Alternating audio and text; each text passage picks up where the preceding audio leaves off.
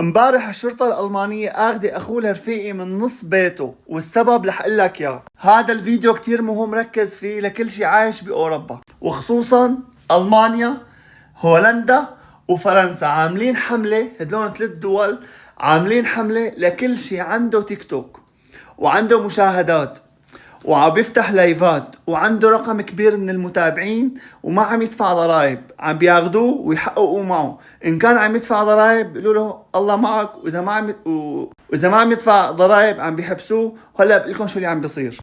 من شوي حكيت رفيقي دق لي قال لي هيك امبارح اخذوا اخي وطالبين منا مبلغ ما لنا عارفان شو بدنا نعمل. حزروا قديش المبلغ. هلا بقول لكم قبل كل شيء اللي بدي اخبركم يا الطريقه عم بتصير انه هي الدول عاملين برنامج عن طريق شركه تيك توك نفسها. عاملين برنامج، عم بياخذوا اللينك تبع الحساب اللي بدهم يحققوا معه، اي يحققوا مع صاحبه، وعم بيحطوه بهذا البرنامج، وعم بيشوفوا هذا الحساب من اول ما خلق لهي اللحظة قديش مدخل مصاري صاحبه. يلي مدخل مبلغ بسيط عم يبعثوا له رسالة عادية، يعني اللي مدخل له 300 400 دولار ما عم بيقربوا عليه، عم يبعثوا له رسالة بيدفعوه مخالفة، بيقولوا له روح افتح جيفيرب اذا بدك. بس اللي عم يدخل مبالغ كبيرة من 10,000 دولار وطالع، او 10,000 يورو خلينا نحكي وطالع، هاد للأسف ما عم يخبروه شي، فجأة عم بيخلقوا عنده بالبيت كبسة. ليش؟ لأنه ممكن يكون هذا الشخص مدخل 1,000,000 يورو أرباح، في هيك أرقام لا تتفاجئوا، في أرقام أكبر من هيك بكتير. هذا الشخص ممكن يكون مدخل 1,000,000 يورو، ومجرد ما حس إنه إنه الدولة كشفته ممكن يشمع الخيط ويهرب. فلهيك هلا السيستم عم بيصير عن طريق السحب من البيت. عم بياخدوه على المركز، عم بتقولوا له تفضل شاف فنجان قهوة.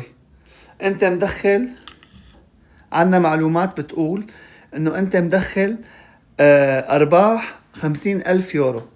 هدول 50,000 يورو في عليهم ضريبة 10,000 يورو خلينا نقول. فيك بس تعطينا توضيح بيانات، يعني بيانات مدفوعات انه انت دافع هي الضرائب. يعني بس افتح البنك تبعك اذا سمحت، شوفوا كيف عم بتصير الطريقة. رفيق انا هلا حكيت معه فهمني كل شيء. افتح البنك تبعك ورجينا تحويلات الضرائب اللي على 50,000 يورو اللي فايتين لك، ولوين فايتين. فرجينا لوين فدلون 50 يورو هن 100% جايينك، بس فرجينا لوين جايين. الزلمة اللي عم بيشتغل نظامي عم بيقول لهم هاي 50,000 يورو تبعي داخلين على هذا البنك وهي ضريبتهم 10,000 يورو. عم بيقولوا لهم بنعتذر منك، الله معك، مع السلامة، وبنعتذر على الإزعاج وهالقصص هي.